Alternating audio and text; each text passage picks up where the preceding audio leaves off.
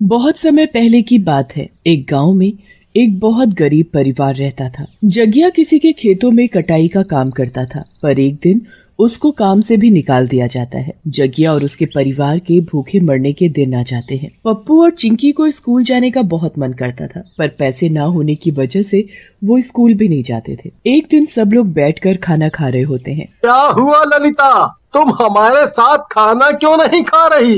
अरे आप लोग खाओ ना, मेरा पेट भरा हुआ है, बिल्कुल भी मन नहीं है खाना खाने का। जगिया को ललिता की बातों में झूठ दिखाई देता है, इसलिए वो खाने के बर्तन से प्लेट हटाकर देखता है। बर्तन बिल्कुल खाली होता है। जगिया को ये देखकर बहुत दुख होता है। तुमने कुछ नहीं खाया है ना? तुम झूठ बोल रही हो ना? हम लोग ठीक से खा पाए इसलिए तुमने झूठ बोला। क्या करूँ जी, अगर मैं खा लेती तो आप सब भूखे रह जाते। समझ नहीं आ रहा कि क्या करूं, कैसे घर के हालात सुधारूं।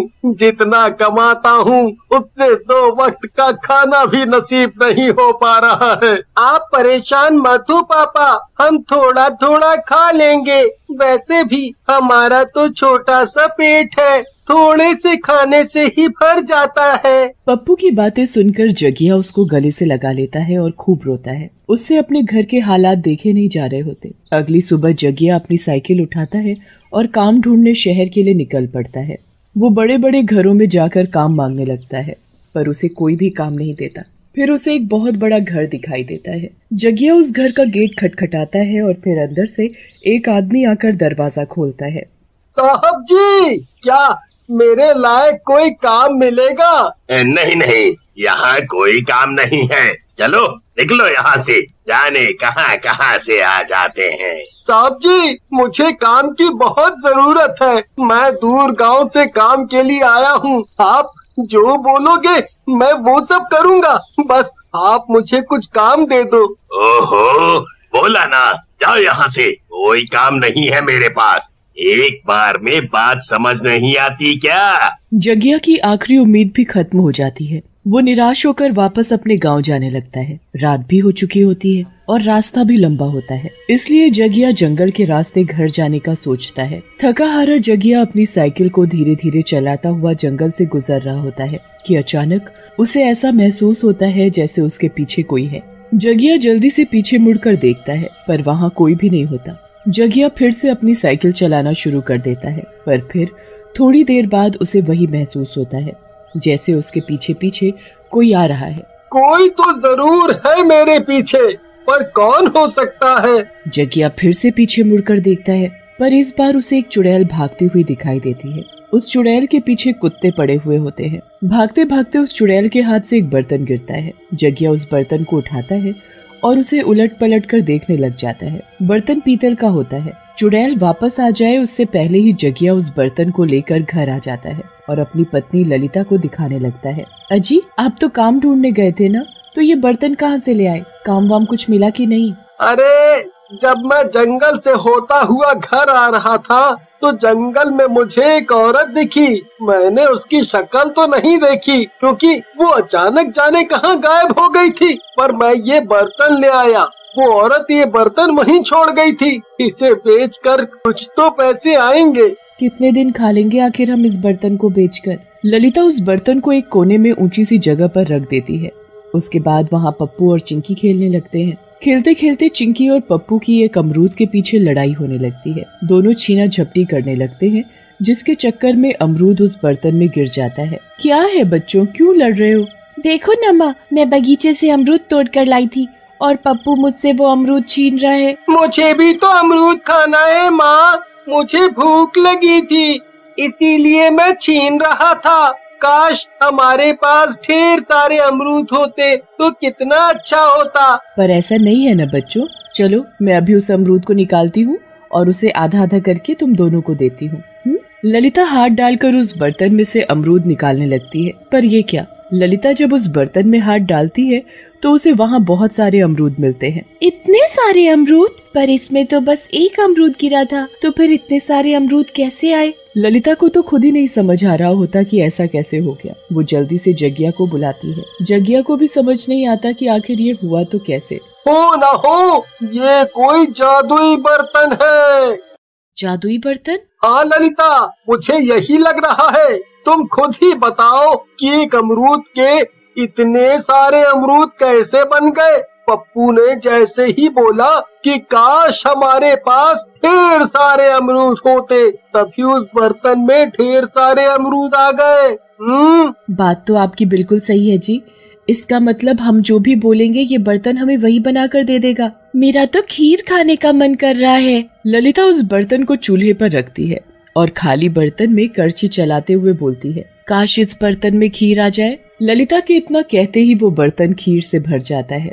सब लोग अपनी आंखों के सामने वो जादू देखकर दंग ही रह जाते हैं। वो वाकई एक जादुई बर्तन होता है और ये सब अपनी आंखों से देख लेते हैं। अरे वाह, ये कोई मामूली बर्तन नहीं है ललिता, ये एक जादुई बर्तन है। देखो इसमें कैसे खीर बन गई। अजी हाँ, आप तो सही बोल रहे हो। अब तो हमें कभी भूखा नहीं सोना पड़ेगा।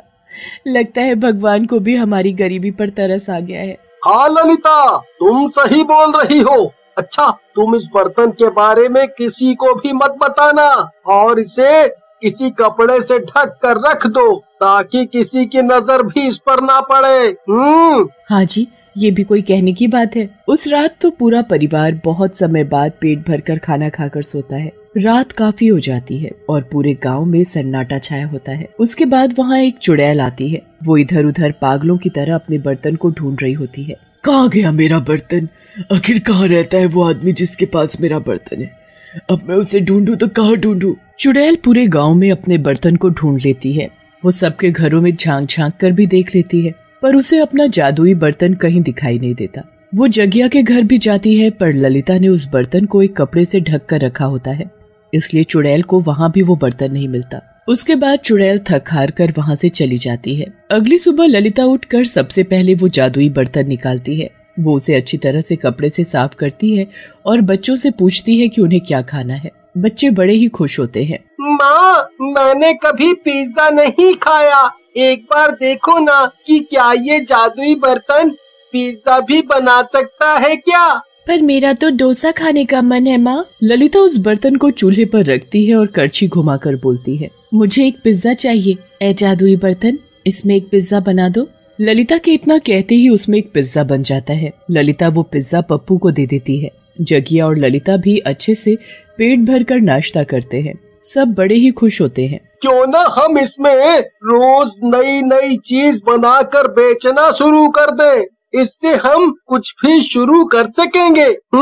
ये तो बिल्कुल सही कहा आपने। ललिता और जगिया उस बर्तन के इस्तेमाल से अपना काम शुरू कर देते हैं। वो रोज शहर जाकर 5 रुपए में लोगों को भरपेट खाना खिलाने लगते हैं। इतने सस्ते में भरपेट खाना मिलने पर उनके ठेले के आगे तो लोगों की लाइन लग जाती है। कितने गरीब लोगों को तो जगिया मुफ्त में खाना खिला देता है। कुछ ही दिनों में उनके दिन बदल जाते हैं। अब तो पप्पू और चिंकी स्कूल भी जाने लगते हैं और सब अच्छा हो चुका होता है। पर चुड़ैल तो अभी भी अपने जादुई बर्तन की तलाश में होती है। एक रात जब जगिया और ललिता काम से वापस लौट रहे होते हैं तो काफी रात हो जाती है और पेड़ पर बैठी चुड़ैल अपने बर्तन को देख लेती है। अरे, ये तो मेरा बर्तन है और ये तो वही आदमी है जो उस रात जंगल में आया था।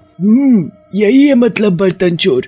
इसे तो मैं सबक सिखाती हूँ। चुड़ैल उनके सामने आ खड़ी होती है और गुस्से से उनको देखने लगती है। जगिया और ललिता उस चुड़ैल को देखकर बहुत डर जाते हैं। चुड़ैल? अच्छा, ये तो चुड़ैल है। ये तो वही चुड़ैल है जिसका बर्तन हमारे पास है। लगता है ये अपना बर्तन लेने आई है। सही बोला तूने, मैं अपना बर्तन ले आई हूँ। दे मेरा बर्तन वरना मैं मार डालूंगी तुझे। हम बहुत गरीब हैं चुड़ैल जी। इस बर्तन की वजह से हमारे दिन सुधर पाए हैं, वरना तो घर में खाने को भी नहीं होता था।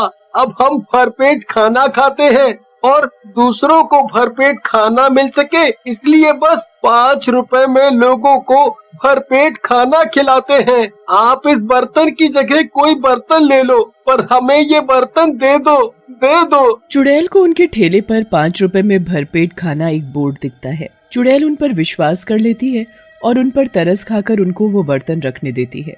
ठीक है, रख लो ये बर्तन, पर मुझे इसके बदले दूसरा बर्तन चाहिए। ठीक है, मैं कल ही तुमको इससे बहुत सुंदर बर्तन लाकर दे दूंगा। अगले ही दिन जगिया दुकान से एक बड़ा ही सुंदर बर्तन लेकर आता है और चुड़ैल को दे देता है। चुड़ैल बड़ी खुश हो जाती है और नया बर्तन लेकर वहाँ से चली जाती है।